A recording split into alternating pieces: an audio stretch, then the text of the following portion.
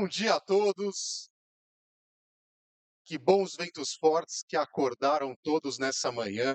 Um vento aqui rufando sobre as janelas dos seus quartos. Muito bom dia. Eu sou Flávio Riberi, Head de Contabilidade aqui da Nefac. E depois de um dia muito intenso, que foi essa sexta-feira, com muitas reflexões, provocações, debates e, claro, bons momentos também de integração profissional, nós chegamos ao segundo dia desta agenda técnica do 28º Congresso da ANEFAC. Eu quero fazer um agradecimento especial aos patrocinadores e apoiadores do nosso congresso que estão aqui projetados na tela.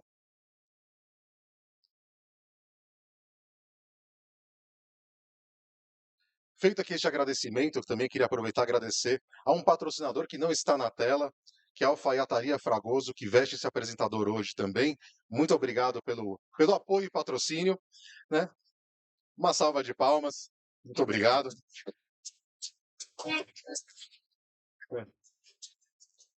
Ali é trabalho honorífico que a gente costuma falar. Muito obrigado, presidente Fragoso.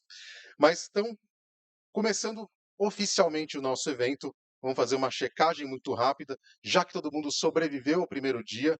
Eu tenho certeza que todos aproveitaram e dormiram às 10 horas da noite para acordar inteiro e pleno para começar essa agenda do segundo dia. Eu dormi às 10, por exemplo, né? Mas, já que falamos em conteúdo intenso, trocas de ideias, atividades sociais, muita coisa a gente precisa ainda fixar o nosso aprendizado. Tivemos um ótimo coffee break, almoço, jantar e bons papos também, até mesmo durante o bingo. E agora, vamos ao nosso conteúdo do dia. Ontem falamos sobre propósito, impacto, nova ordem econômica e sustentabilidade, e hoje é aquele dia em que a gente pergunta se tudo isso se sustenta na prática. Eu vou convidar aqui ao palco o Dario Lima, sócio da BDO, para mediar o painel A Nova Era da Governança, lições dos grandes escândalos e o papel estratégico da contabilidade e auditoria contra as fraudes financeiras.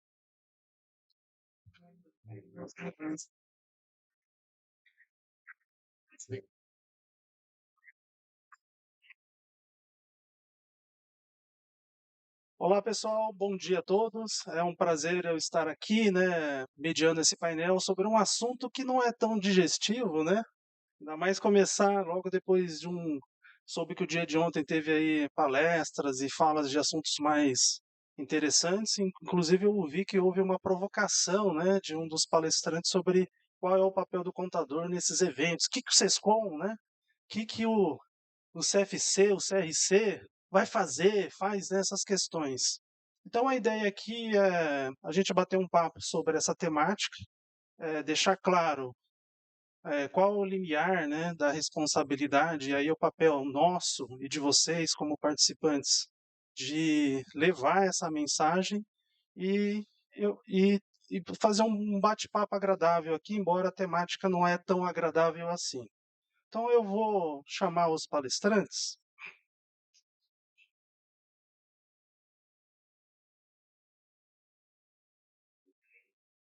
Então, os palestrantes desse painel são o Vander Pinto, eu chamo aqui para fazer parte aqui, né? Vander Pinto é vice-presidente de Integridade, Ética e Disciplina do CRC São Paulo e Conselho Fiscal, e conselheiro fiscal em uma siderúrgica. É professor e auditor com mais de 30 anos de atuação, incluindo passagem pelas Big Four, com larga experiência em governança, riscos, auditoria e ética profissional.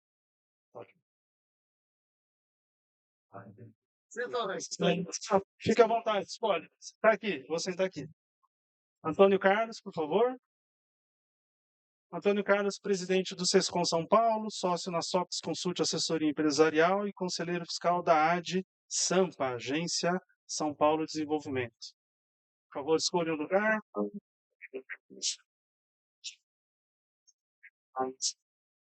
E, finalmente, nosso colega e amigo Rogério Mota, diretor técnico do Ibracon, com mais de 30 anos de experiência na área de auditoria, sócio da Deloitte, na área de regulatório líder da Deloitte, com atuação na área técnica como sócio líder FRS, membro do CPC, tendo exercido a função de coordenador técnico. Pode ficar aqui.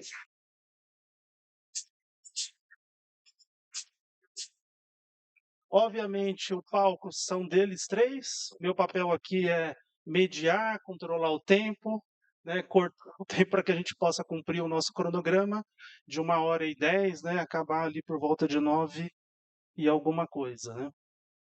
Antes de começar, eu vou fazer aqui uma pequena abertura só para fazer fazer um relato dos grandes eventos, dado que esse painel tem por objetivo discutir lições dos grandes escândalos e o papel e responsabilidade do contador e auditor em ocorrência de fraudes nas demonstrações financeiras. Então eu quero trazer um breve resumo dos 3 últimos grandes eventos de uma grande empresa de varejo. Então eu vou ler aqui para dar um pano de fundo para todos nós, para que eles possam iniciar as falas deles. Então, em 2023, uma grande empresa de varejo no Brasil, né, todos conhecem ela, né, de mercado, uma ocorrência de mais de 25 bilhões envolvendo de reais operações de risco sacado, antecipação a fornecedores. Parece que com esse evento todo mundo descobriu o que é risco sacado, ou pelo menos foi atrás entender o que é essa transação, e verbas de propaganda fictícias que eram lançadas como redutoras de custo.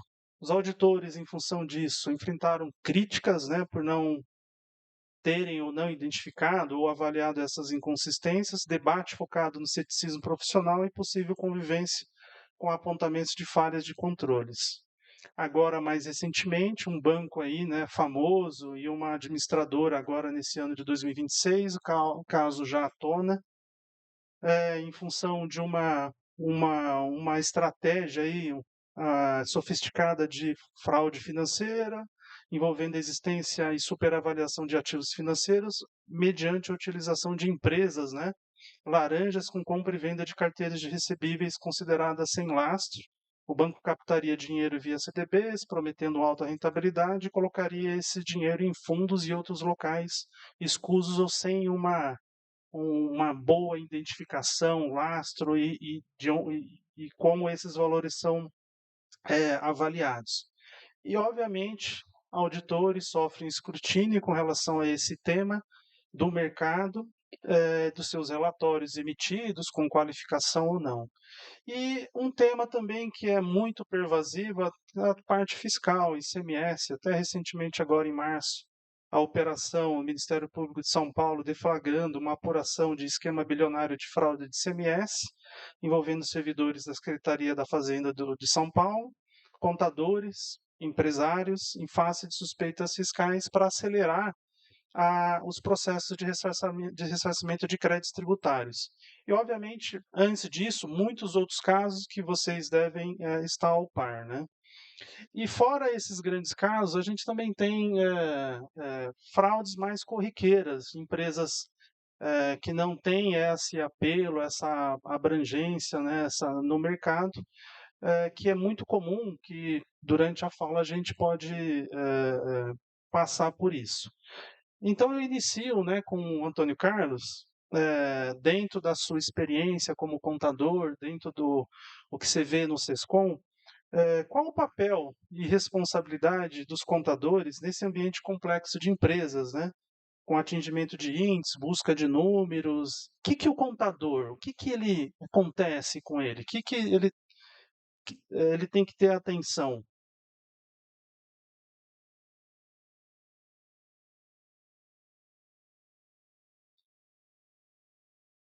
Agora sim.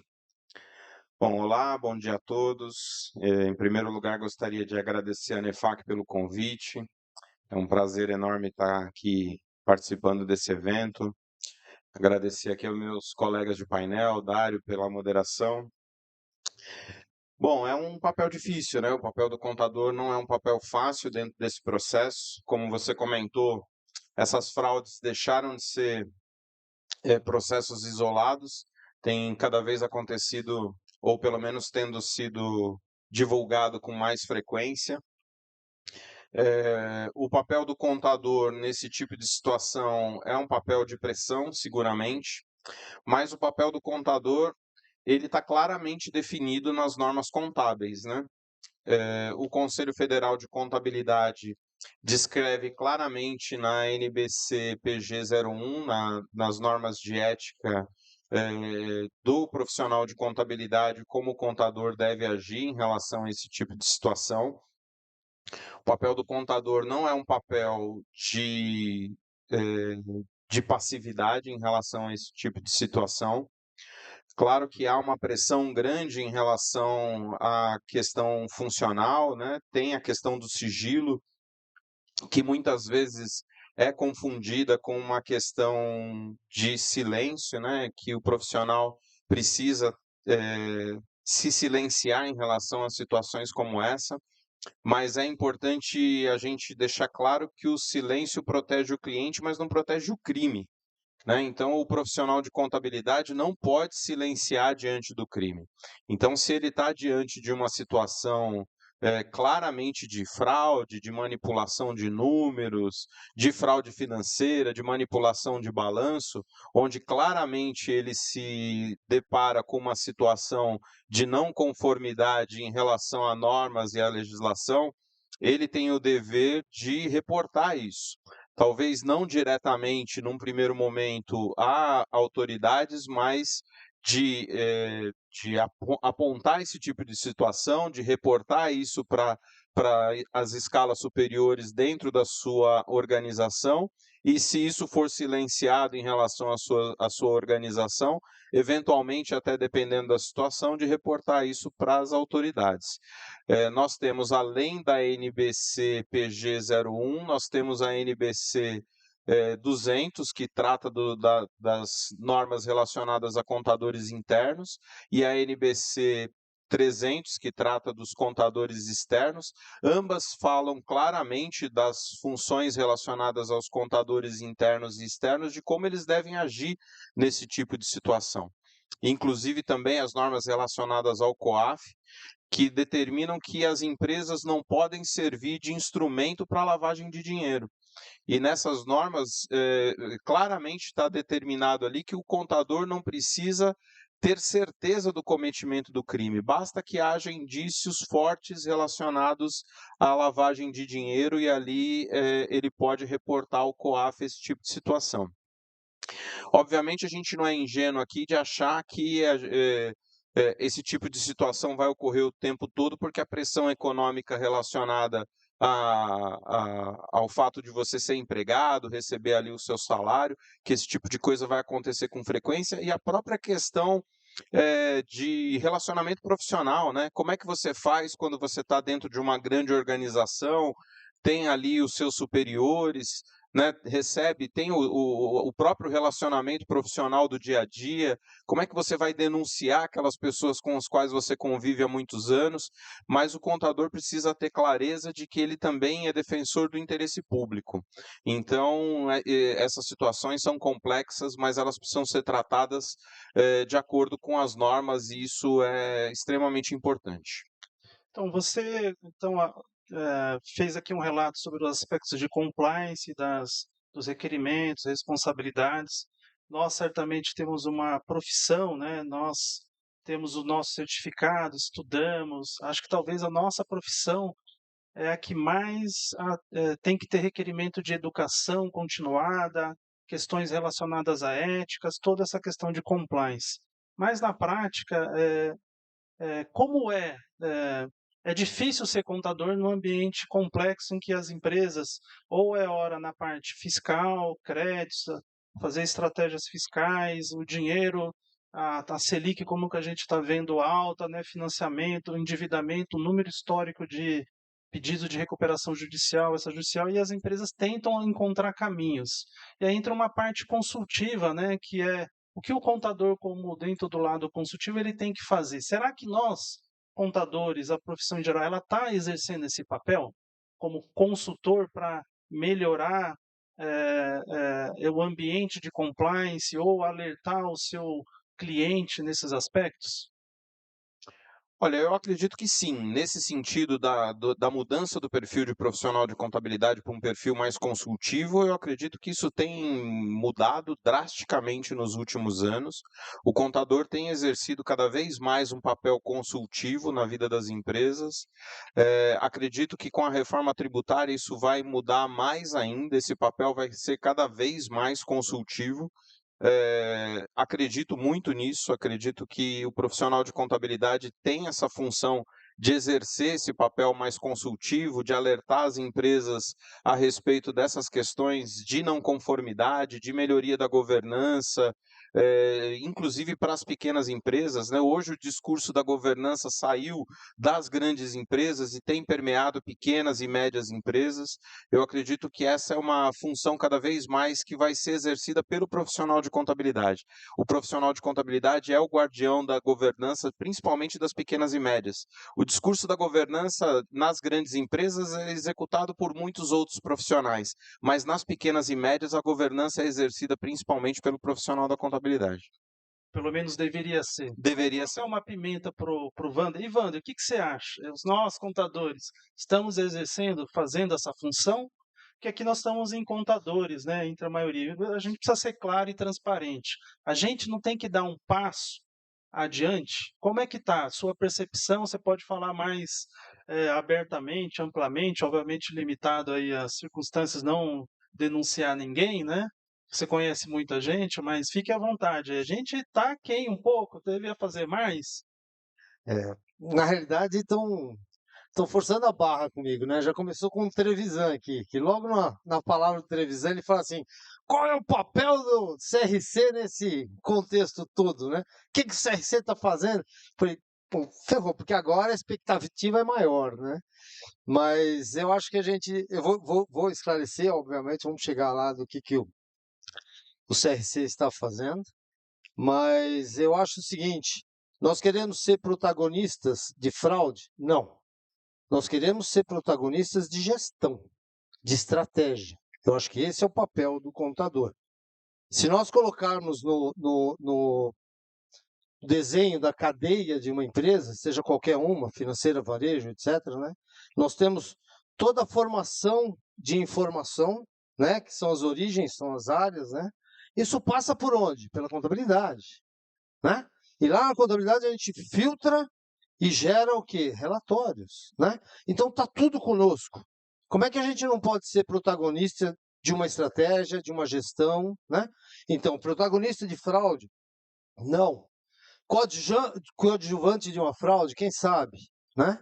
Talvez. Não posso afirmar se sim ou não. Agora, estamos na vitrine? Estamos, principalmente hoje em dia, né? Na atualidade, com tanta crise econômica trazendo alguns problemas de operação, obviamente corrupção, a gente tem que tomar muito cuidado com relação a isso, mas nós temos ferramentas para evitar esse tipo de coisa, né? Agora, vou entrar na pergunta, né? O que o CRC está fazendo em relação a tudo isso. Aliás, um passo atrás, eu quero agradecer ao Fragoso, né? A gente precisa tirar uma fotografia junto, estão falando que nós somos irmãos, né? Agradecer por estar aqui no 28º Congresso, já participei de vários, perdi a conta já, né? Mas vamos lá. O que é o CRC? Eu acho que antes de falar o que nós estamos fazendo, vocês têm que entender o mecanismo, o que o CRC, o contexto do CRC como um todo. O CRC, assim como os outros CRCs, nós estamos no sistema CFC, CRCs. Então, o CFC é o nosso órgão regulador, normativo, quem manda, né? E somos em 27 conselhos regionais, incluindo o Distrito Federal.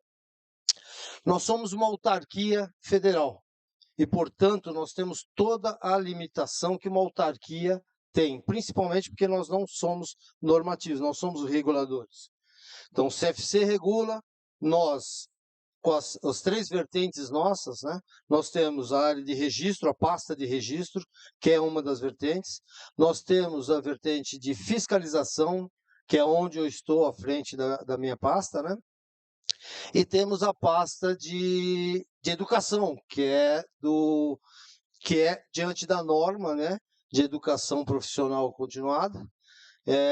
Então, são os três principais objetivos, e acho que os três únicos, né? E aí, dentro da estrutura dessa presidências, vice-presidências, nós temos 180 funcionários nós temos 72 conselheiros, dos quais 50% são efetivos, 50% suplentes. Digo de passagem que todos os conselheiros, nós estamos lá por eleição e nós somos pro bono, tá? Então, nós estamos lá realmente para fortalecer por coração a profissão. Dentro de cada pasta, no registro, tem a sua Câmara, que é por onde passa todo o início da carreira como contador, né? O cara vai, se registra, depois, obviamente, de fazer o exame de suficiência. Nós temos na educação permanente, no desenvolvimento, nós temos lá uma Câmara também e uma comissão na qual eles julgam todos os processos de pontuação, cadastramento de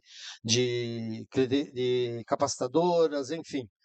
É onde se planeja e se cumpre todas as atividades de palestras, convenções, se prepara materiais para educação, enfim. E aí vem a minha pasta. Minha pasta é a maior, nós somos em 3 câmaras, é a Câmara 1, que está aqui representado pelo José Augusto Picão, que é um dos coordenadores, né, Picão? A Câmara 2, que está representada pela coordenadora e conselheira Andréia de Jesus. A Câmara 3 e a Câmara 4, que é de recursos. Então, por aí vocês têm uma ideia do volume de trabalho que nós temos, né? Nós somos em aproximadamente 25 fiscais. É um contencioso pequeno, é um número de recursos pequeno, perto daquilo que o CFC estabelece como processos de fiscalização. Então, nós trabalhamos diante de metas. O CFC estabelece que nós temos que ter aproximadamente 11 mil processos de fiscalização durante o ano, dos quais incluem denúncias e representações. Então, é muita coisa, realmente é muita coisa, com um número de recursos bem pequeno. Mas a gente consegue, por incrível que pareça, cumprir, em média, 1.000, 1.000 e poucos, às vezes 800, 900 fiscalizações mês, o que dá os quase 11 mil fiscalizações ano, né? Agora, a nossa fiscalização, de fato, ela foi muito protocolar, né? Estava discutindo ontem com a Marta, inclusive, com um ou outro. De fato, nós sempre tivemos uma fiscalização, porque nós temos aproximadamente 153, 154 mil contadores, contando técnicos e bacharéis. Temos quase 50 mil escritórios de contabilidade. Então, um dos principais objetivos da fiscalização é combater a atividade ilegal do contador. E o que é a atividade ilegal do contador? São escritórios que não têm registro. Ou o contador ou o escritório não tem registro. Tem muito disso. E isso leva muito tempo, porque é um número absurdamente grande se a gente considerar todos os municípios, né, de São Paulo. E a gente tem que atingir todos os municípios. Então, com isso, a gente tem sido um pouco reativos em relação ao que está acontecendo hoje, né, no Brasil e talvez no mundo. Então, a gente tem que ser um pouco mais protagonista, a gente tem que ser mais proativos em relação ao que está acontecendo. Legal. Nós criamos comissões técnicas, então a gente tem 16 comissões, das quais 4 ou 5 são obrigatórios determinado pelo CFC, e outras comissões como tais, ESG, governança, reforma tributária, auditoria, perícia e normas técnicas. Debaixo da minha pasta, eu cuido das normas técnicas, perícia e auditoria. E essas 3 comissões são comissões que trabalharão para estudar a norma, estudar práticas contábeis, fazer uma conciliação em tudo isso e o que está acontecendo no mercado, produzir material. Por exemplo, no ano passado nós produzimos dois materiais na comissão de ESG sobre crédito de carbono. Na verdade é um manual, né, de crédito de carbono e aplicabilidade da ESG. Então, e aí tudo isso está sendo publicado no nosso portal. Bom, a ideia agora vocês conhecem um pouco do que é o CRC e aquilo que a gente tem de limitação, né? Mas a gente tem que sair um pouquinho dessa casca, né? Porque o que está acontecendo? Estão acontecendo coisas e nós temos sido cobrados demasiadamente por que o CRC não faz? Por que não acontece? O que está acontecendo? Legal. Então, além dessas 3 comissões que estão comigo, que faz todo sentido estar, né? Nós estamos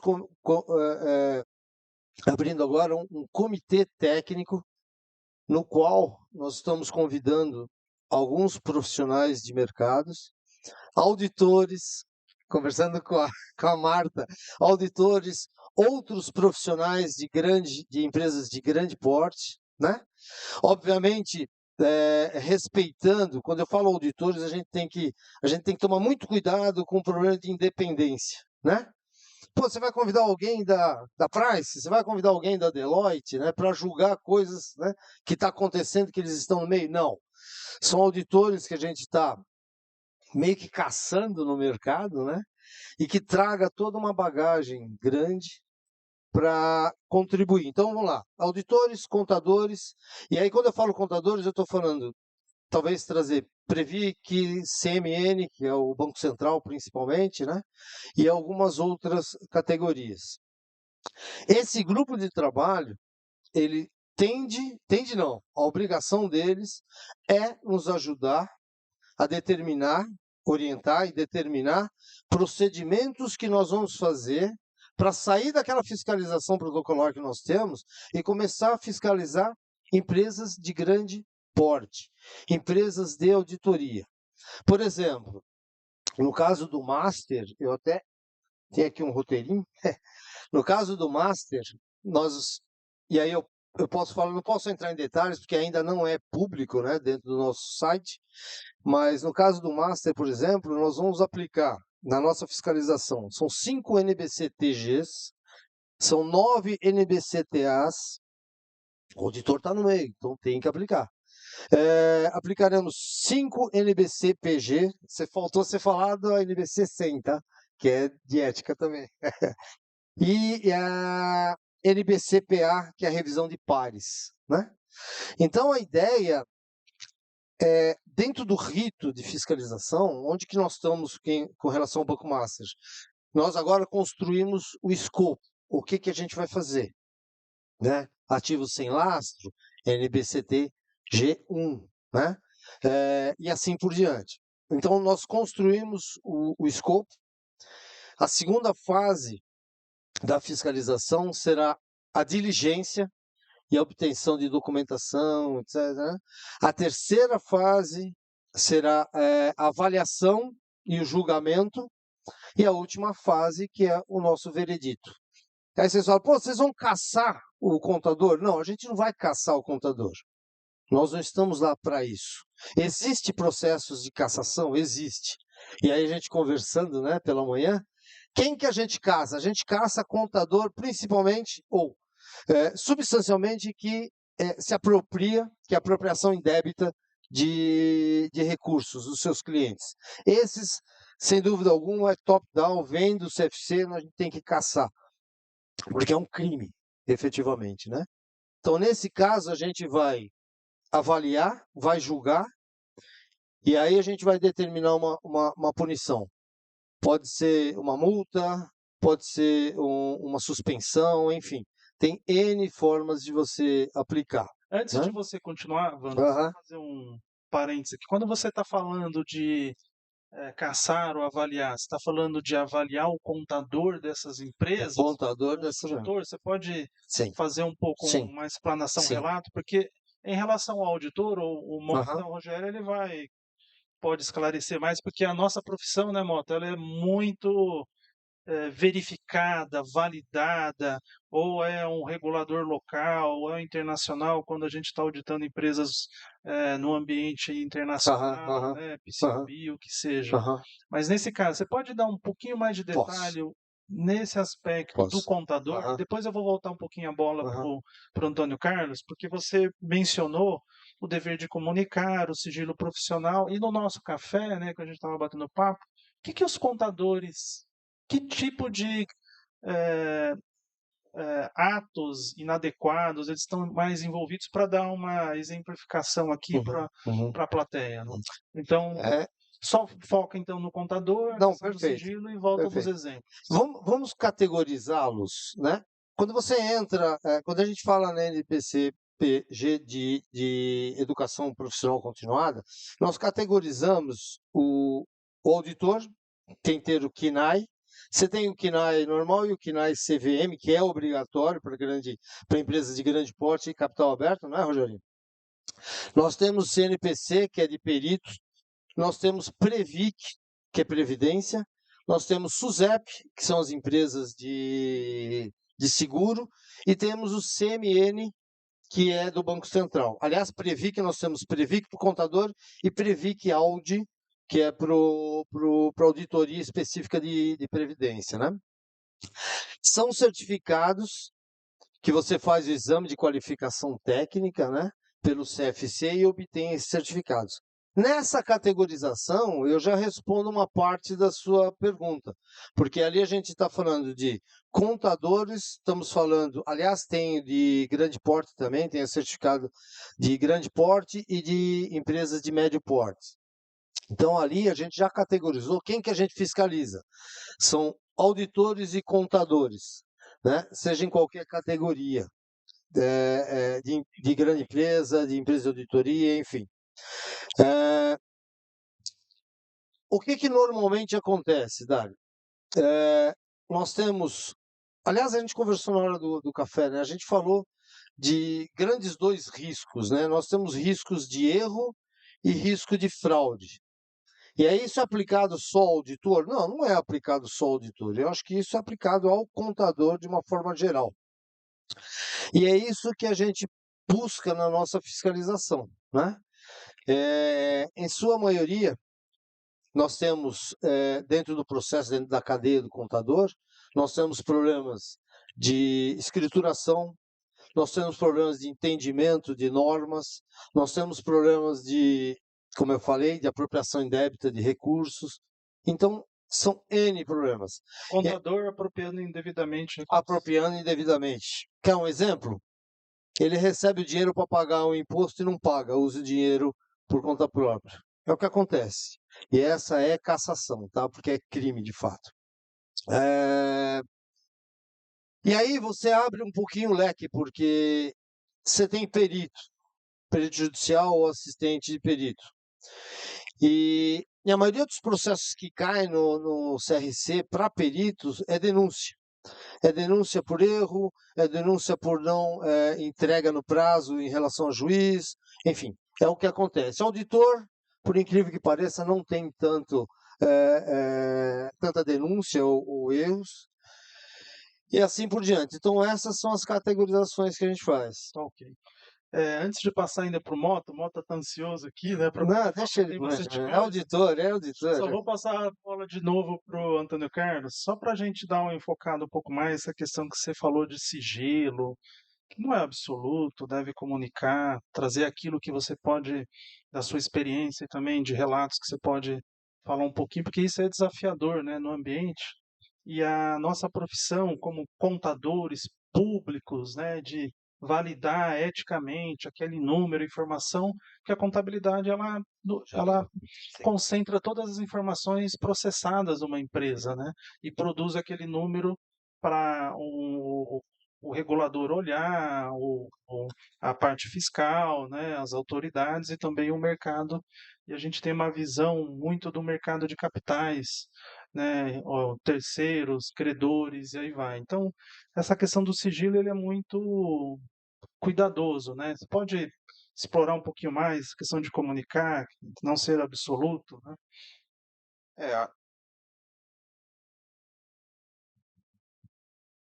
Agora sim. Estão me ouvindo?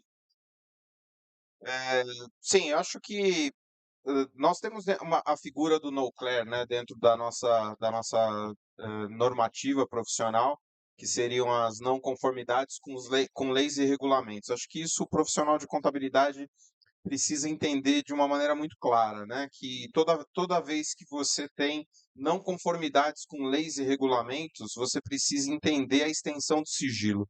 o sigilo não é absoluto, né? Você tem o dever de sigilo com o seu cliente, mas você precisa entender a extensão pública ou a figura pública que você exerce.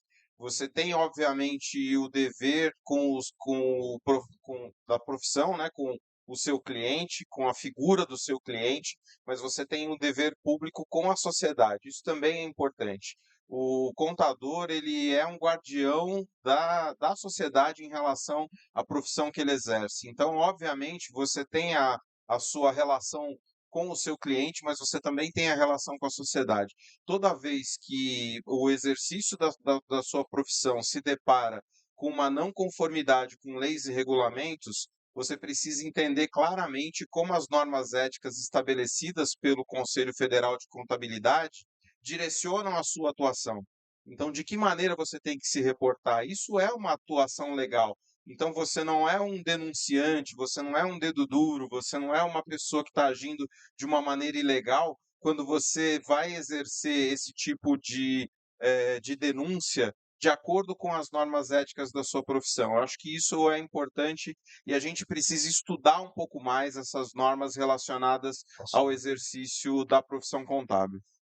Eu vou interferir aqui um pouquinho e aí eu queria perguntar uma coisa para o Antônio Carlos, né? Nós temos aí não sei se é uma incoerência ou não, mas a gente tem um grande problema em relação ao COAF, né? Porque, como tal, todo começo de ano a gente assina a declaração de que nada a gente sabe sobre fraude, sobre qualquer outro problema. Isso é um grande problema para nós, né? Porque nem tudo que você acha que seja fraude, pode ser um erro, alguma coisa assim, que pode levar ao julgamento de um outro, né, que seja fraude. O que você acha disso? Obviamente a gente está fazendo uma declaração de não conhecimento sobre o cometimento de fraude. O risco disso qual é? Se eventualmente algum cliente nosso for pego pelo COAF com uma situação claramente de fraude e se nessa eventual fiscalização ficar claro que não tinha como a gente não saber daquilo, que aquela empresa foi usada como veículo para cometimento de fraude, o profissional de contabilidade vai estar claramente cometendo uma declaração falsa quando ele informou que não sabia, né, que não tinha conhecimento sobre o cometimento de uma fraude, né? E os contadores, né, sempre aparecem nas notícias quando é algo negativo. Os empresários, o contador envolvido no esquema, né? Isso é muito ruim e aí isso mostra, talvez a sociedade não tenha uma visão do nosso papel de compliance, de garantir a fidedignidade e também o aspecto do próprio contador conhecer essas responsabilidades. Agora, deixa eu só lembrar um detalhe, Dário, que é interessante lembrar, né? Porque você comentou logo na sua fala de abertura sobre o caso da grande empresa de varejo e tal, né? Você, aliás, foi todo sensível para falar de tal, e aí vem o nosso amigo aqui do CRC e taca Banco Master, né? Você foi falar lá um grande banco e tal, o cara já abriu, né? Mas eu não vou falar qual é a grande empresa do varejo, todo mundo sabe, mas é interessante falar que esse caso da grande empresa do varejo, ele se tornou público porque o diretor-geral dessa grande empresa de varejo, com 30 anos de mercado, se aposentou. A grande empresa de varejo contratou um novo diretor-geral, que foi presidente de um dos maiores bancos, né, do Brasil. Esse cara chegou, ficou 11 dias e pediu demissão, anunciando para o mercado que essa empresa tinha um rombo de mais de 20 bilhões de reais por erros na elaboração do balanço. Ele não falou sobre fraude, mas ele falou que havia erro. Então, ele não era nem contador, imagino que não seja contador, mas você percebe a postura de uma pessoa que não compactua com uma questão de fraude.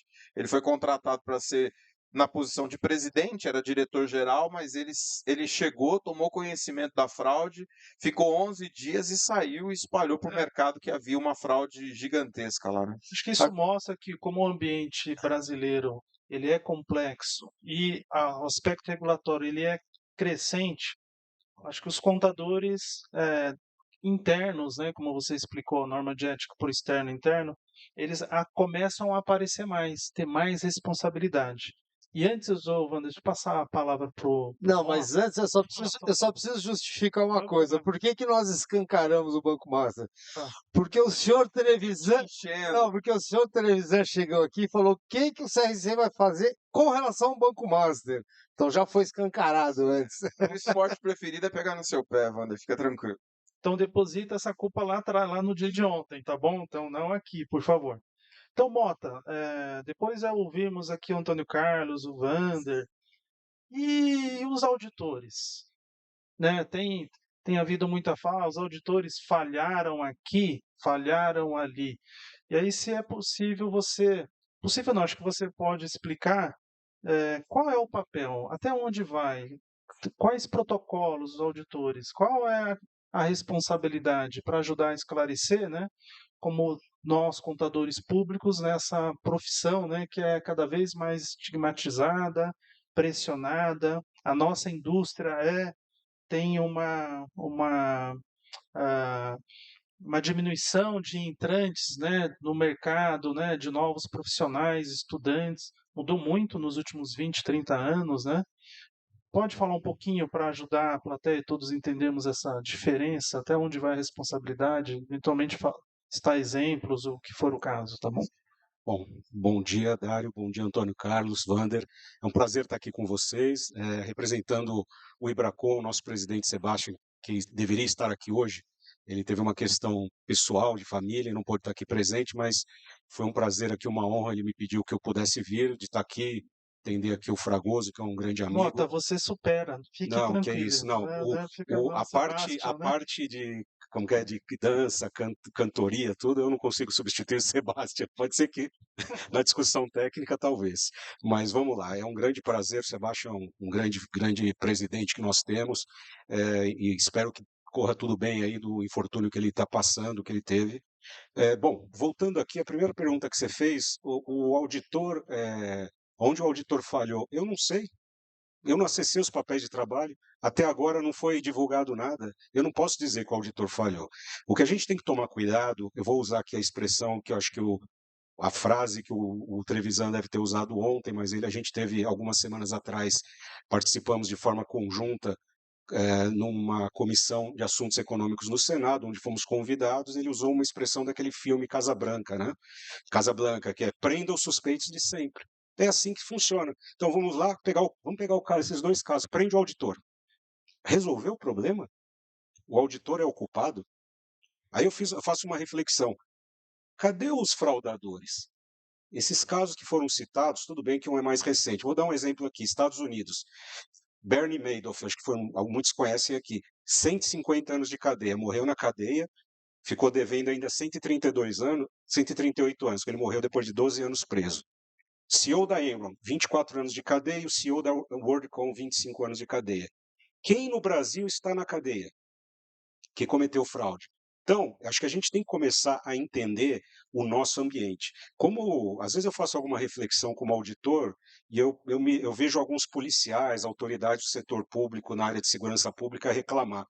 Poxa vida, eu prendi 30, 40 vezes esse cidadão, não você, mas não é você não, Wander, mas eu prendi esse cidadão aqui 40, 30 vezes e ele está solto e continua roubando, assaltando.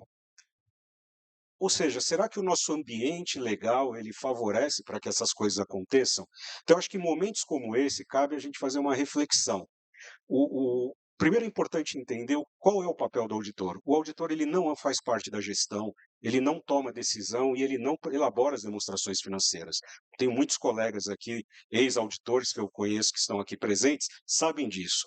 Quando nós chegamos numa empresa, a empresa, a diretoria, a sua governança é responsável por preparar a informação, disponibilizar aquela informação no pressuposto que elas estão corretas. Ela tem que assegurar que aquela informação está isenta de erro, seja por fraude ou por erro, seja que ela está correta, aquela informação. Para isso, ela tem que fazer os investimentos necessários em governança, controles internos. Muitas vezes eu vejo algumas empresas reclamarem, mas isso custa. É verdade, custa, mas qual é o custo de não ter, né? É aquela história, custa eu ter um seguro, custa eu ter uma maior segurança. Quanto custa você não ter isso? a gente vê o estrago, pode levar uma empresa à falência. Então, é muito importante se debater essas questões. Então, quando a gente fala, voltando na questão do papel do auditor, o trabalho de auditoria é um dos trabalhos mais normatizados, mais fiscalizados que existem. Eu, por exemplo, se eu comprar uma ação que custa 50 centavos, eu sou degolado, para usar a expressão, na empresa que eu trabalho. Por quê? Independência. Eu tenho que ser independente. Poxa vida, mas você acha que 50 centavos vai me tornar não independente em relação à empresa? Estou falando de 50 centavos. Mas a questão da aparência para o auditor. Enquanto que a gente vê alguns colegas que fazem julgamentos de milhões ou bilhões e de escritório de advocacia da família, que não tem problema de independência, né? Mas aqui no caso do auditor, ele é independente, ele tem que mostrar, tem que provar que é independente. Primeira coisa. Segundo, nós trabalhamos em cima de normas contábeis. O auditor ele pode ser acusado de qualquer coisa se ele não adotou de forma adequada ou ele foi negligente em relação à adoção das normas de auditoria.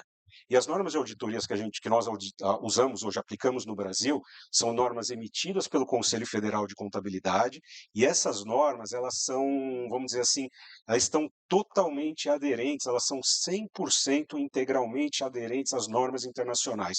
Mudou a norma lá fora na IFAC ou no IWSB, o Conselho Federal atualiza essas normas aqui no Brasil. Primeiro ponto. Segundo, essas normas estão em constantes evoluções. Por exemplo, a norma que trata de fraude, ela acabou de ser atualizada o ano passado. Mas será que ela foi atualizada? O referido banco quebrou esse ano. Não, ela foi, e não foi por causa da varejista comentada aqui.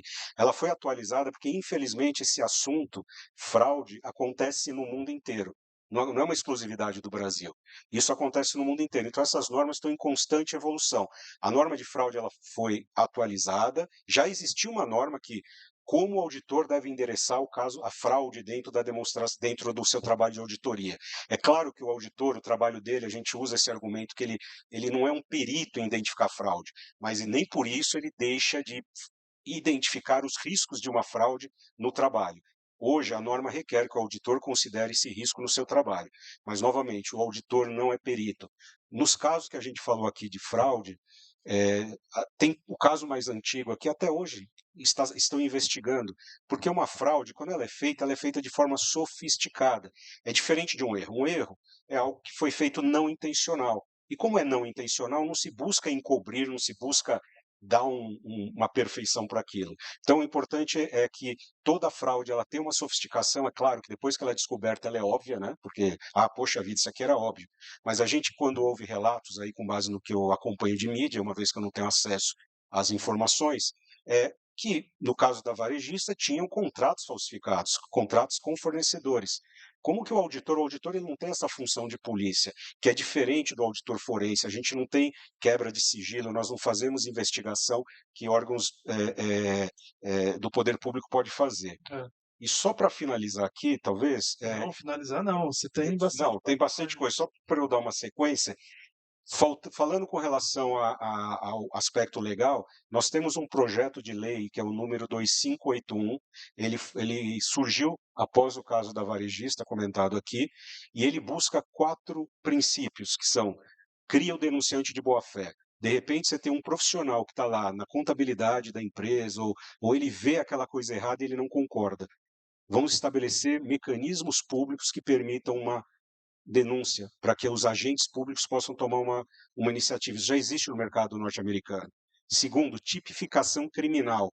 A fraude contábil, e lembrando, a fraude pode ser desde você retirar ativos da empresa, como pode ser uma fraude de manipular números, sem que tenha um benefício direto de desviar recursos da empresa. Tá? Mas, independente da natureza, as consequências são danosas da mesma forma. O terceiro tópico que esse projeto de lei busca é um foco maior nos controles internos. Isso, a experiência americana mostra, se a gente lembrar do que aconteceu no início dos anos 2000,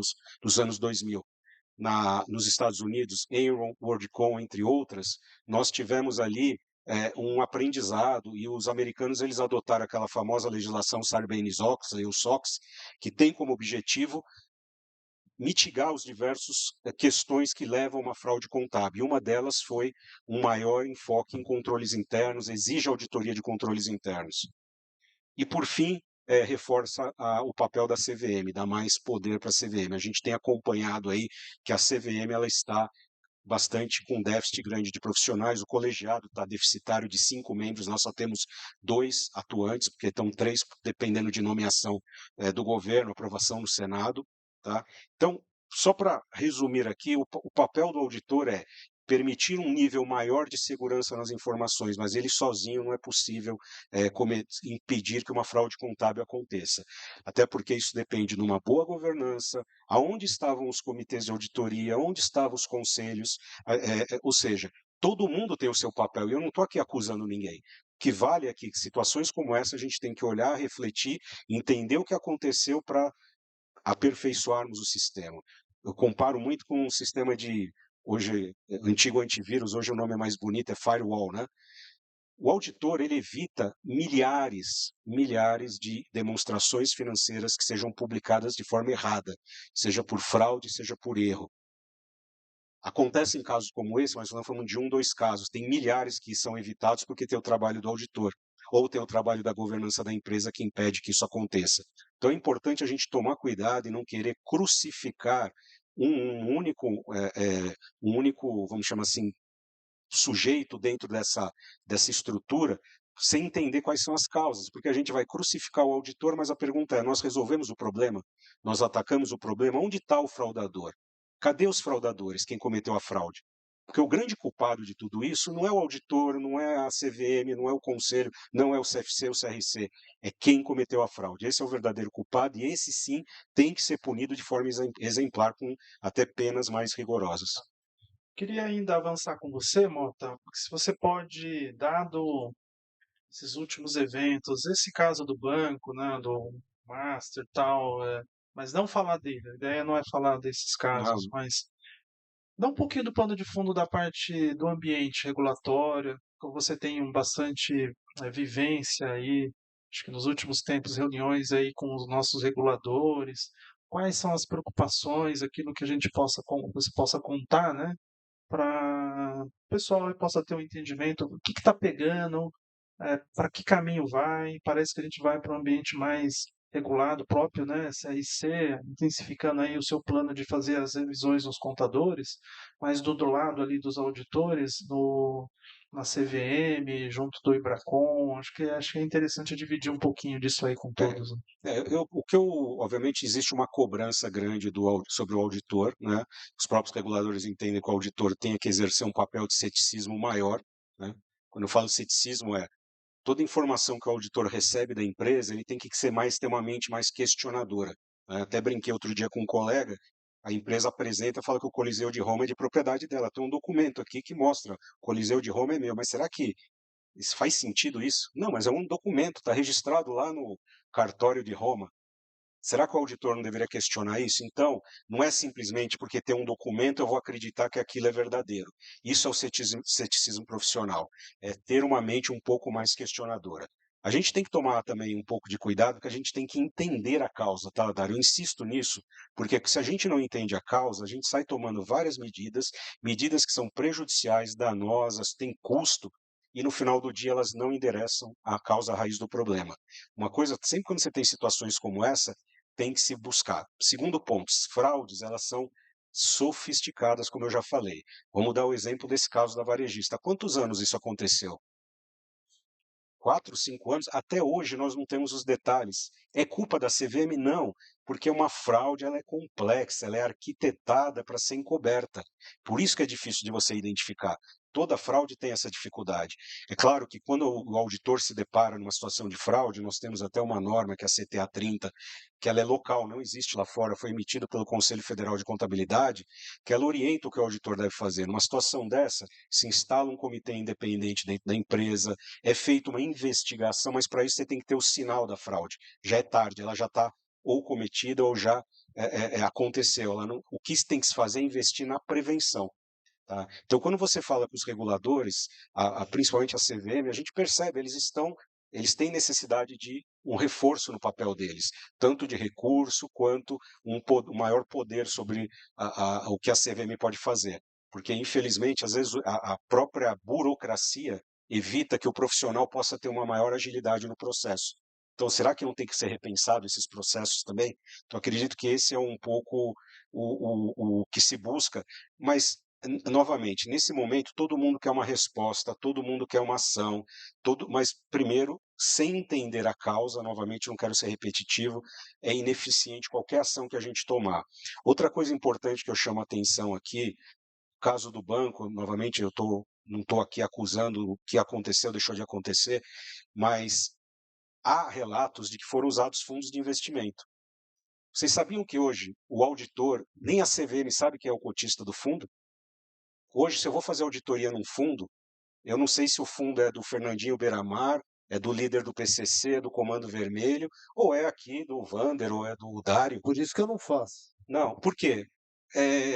Existem legislações que proíbem você saber. Será que se a CVM tivesse acesso, o auditor tivesse acesso, teriam sido evitados muitos escândalos, como aconteceu na Carbono Oculto, como aconteceu nessa Compliance Zero? É outra reflexão para pensar. Por que tem que dar tanto sigilo para o cotista do fundo? O que está se buscando acobertar, entendeu? Hoje, se eu tenho uma empresa limitada no meu nome, qualquer um sabe que eu tenho empresa, que está lá na junta comercial. Por que o fundo de investimento tem que ter toda essa, vamos chamar, Proteção. proteção? É só para a gente pensar um pouco. Eu estou dando um exemplo de aspectos que devem ser modificados na nossa legislação. Não todo mundo precisa saber, mas o auditor minimamente deveria estar conhecendo toda essa cadeia, né, de investimentos e árvore, né, Tem situações que nem o administrador sabe, Dário. Para mim foi uma novidade. Existe um negócio chamado de cotista por conta e ordem. cotista por conta e ordem. Nem o administrador que seria quem faz a contabilidade, faz todo o back-office, faz todo o compliance, ele não sabe. Posso só dificultar um pouquinho, né, o que é a nossa vida de auditor? Porque agora estou colocando o chapéu de auditor, né? Quando a gente faz auditoria hoje, eu dependo de uma circularização de um advogado, então o que ele falar eu vou levar em consideração. Eu dependo de um avaliador que vai fazer impairment de um ativo, né? Então eu dependo de várias pessoas que eu não consigo julgar se o trabalho dele, quer dizer, eu tenho esse documento conosco, né? Mas a gente não consegue se aprofundar de tal maneira e julgar se aquilo está certo ou não. Então isso para nós é pisar em ovos, de certa forma. Então no caso do banco talvez, e nós vamos extrapolar, a gente não vai ver só o contador e só o auditor.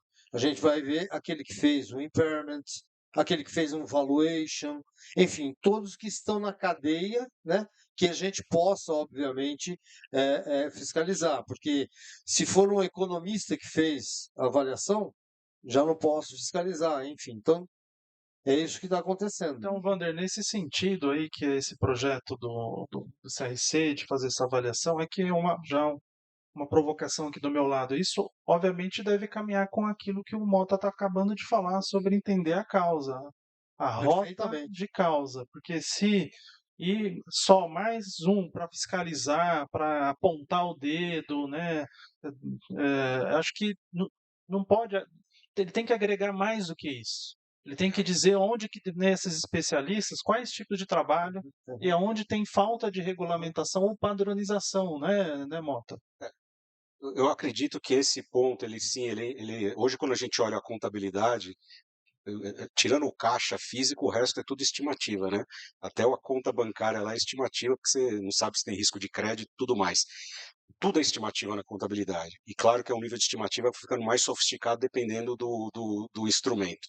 E aí você vai dependendo cada vez mais do especialista. Mas nem por isso o auditor ele não pode ser, ele tem que fazer a avaliação antes, ele tem que entender a independência do avaliador ou do profissional que está fazendo o trabalho, a competência técnica, ele tem que fazer o quê? A revisão do trabalho, mas muito mais com um olhar cético, né?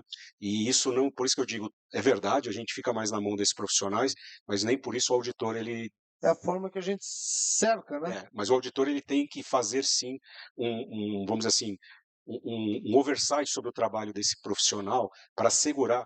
de novo, a mesma coisa falar o seguinte, a empresa acabou de comprar esse celular por, sei lá, 2 mil reais, aí vai lá o avaliador, não, ele vale 30. O auditor vai só confrontar com o laudo, vale 30? Não, ele tem que questionar as premissas que foram utilizadas, né?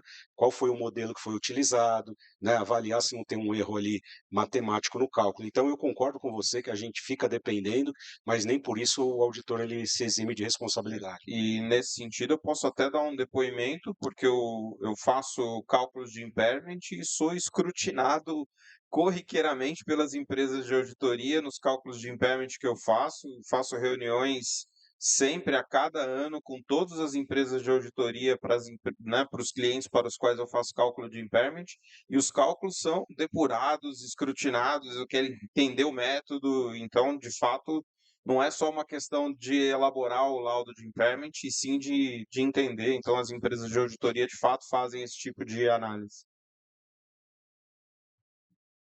No Só passado, complemento. Fala. do passado tinha muito do auditor dividir a responsabilidade com o especialista, né? Depois a norma evoluiu e falou, não, auditor, você vai assumir essa responsabilidade. A sociedade não aceita mais isso. Então, nós estamos, como as nossas normas de auditoria estão evoluindo para tentar convergir e diminuir esse que a gente chama gap de expectativa, tá? Então, hoje, eu lembro, por exemplo, aquele trabalho de plano de previdência privada, né?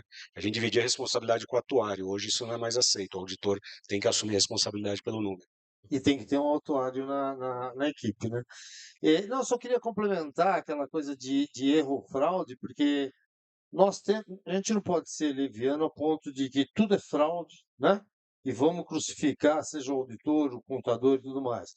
Nós temos uma outra varejista, por exemplo, que foi encontrado um erro, que inicialmente já crucificaram dizendo que era fraude, e que na realidade era um erro contábil, né? De contabilização. O valor é alto para a sociedade, mas que para a empresa de auditoria, por exemplo, estava dentro do limite de materialidade. Então a gente tem que tomar muito cuidado com isso, né? E o terceiro cuidado tem contadores que eles sabem que eles fizeram o negócio errado, tem prazo, não dá tempo de corrigir e ele tenta esconder. Isso a gente acha também, né? Então, querendo ou não, de certa forma, uma fraude em relação ao contador conosco, né? Querendo esconder esse erro.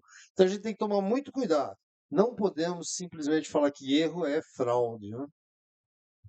Só para complementar, mas o que você está falando é importante, mas cabe aqui a gente falar o seguinte, que toda fraude é um no-clear, mas nem todo no-clear é fraude. Mas o que a gente quer dizer com isso? Não é porque não é fraude que não é um erro com relação a normas e regulamentos. Porque, assim, apesar de não ser fraude, pode estar sendo cometido alguma infração com relação a normas e regulamentos que precisa ser reportado muitas vezes, porque pode ter um erro de balanço que está levando, por exemplo, na questão de uma divulgação de balanço a isso, exatamente. Tem um outro ponto importante, só antes de finalizar aqui. Palavra de vocês. Tá, rapidamente. O que, como Ibracon, como auditor, me preocupa muito essa questão da responsabilização. O auditor é visto hoje como uma entidade seguradora, não que certifica ou confirma as contas, mas ela assegura que aquela empresa é saudável e vai continuar operando. Asseguradora. Não seguradora. Não seguradora, exatamente. Isso, eu até já fiz comentários, daqui a pouco a gente vai deixar de ser regulado pela CVM, CFC, e vamos ser regulados pela SUSEP, porque nós não vamos mais emitir, a gente vai emitir a pólice de seguro. E aí se prepara, você acha que o prêmio da pólice vai ser o honorário que o auditor cobra hoje. Se é que é uma pólice, se é um risco que pode ser coberto, número 1. E tem que tomar cuidado, porque o excesso de responsabilidade, você mata uma profissão que ela é importante, ela tem um papel fundamental para o funcionamento da economia, o funcionamento dos mercados, no que você coloca uma penalidade excessiva, você faz com que essa atividade se torne inviável. E aí a pergunta é, se com o auditor nós temos esses problemas, eu não queria ver o que acontece se nós não tivermos os auditores presentes nos trabalhos nas empresas. É claro que tem muita coisa que é o que foi falado aqui, é o erro. O erro pode ser um erro de sistema, um erro de falha de cálculo, pode ser uma aplicação, interpretação equivocada da norma. Aí o auditor também faz essa avaliação para tentar identificar a causa. E aí, obviamente, se vai lá, se corrige, não tem que...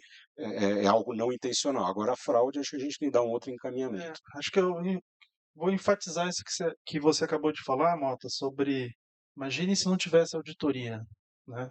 Acho que seria... E nos casos que não são tão grandes, em que durante uma auditoria você pede um documento, né, identifica, acho que nas nossas firmas, eu tenho exemplos, vocês, de pegar em trabalhos e dali você puxa o fio e tem uma fraude perpetrada por um gestor ali de uma empresa, às vezes até corriqueiro, quando não é a empresa do dono, é de uma multinacional. Isso acontece bastante no Brasil. Eu queria só perguntar para você se você sabe, não, esse projeto de lei que você comentou, o 2581, depois que é de 23, que foi por conta da varejista, e agora, você sabe dizer se isso vai andar? Como é que está agora? O que, que você ouve aí de bastidores sobre esse assunto? Então, Porque ele fala de ter a auditoria de controles internos, que não tem no Brasil, algo semelhante ao que é nos Estados Unidos, da SOX, né? Você pode dizer aí pra gente seu feeling ou o que você sabe aí de não, fofoca? não é nem fofoca, é pública a informação e o Ibracon acompanha isso, é claro, que é nosso interesse, né? E à medida do possível, como toda lei, toda norma, é feita de forma aberta, existe uma audiência, né?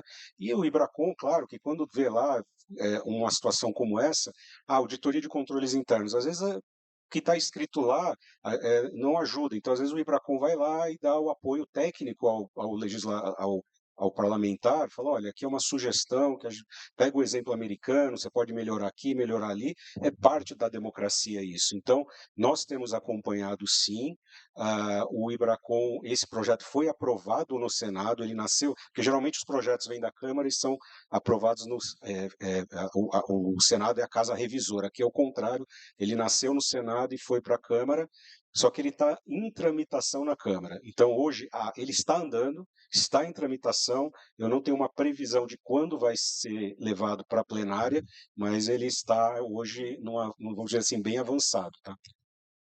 Tá ok, acho que a gente cumpriu já aqui o nosso tempo esgotado. Ô Flávio, pode se aproximar, tá? Ele tá ali, aqui eu já vem. Flávio, pode concluir. Mas eu acho que a gente falou, só fazer um pupurri aqui, e breve, na conclusão de todos vocês. O Antônio Carlos, né? Ética, papel do contador, passividade versus sigilo. O Vander, protagonista de fraude. A gente não pode ser protagonista de fraude, né? E cuidado com a fiscalização protocolar nesse projeto aí que vocês, não, o CRC, estão implementando. O Mota, acho que essa frase aí que você trouxe, prendam suspeitos de sempre, né? A gente tem que ter muito cuidado com relação a isso.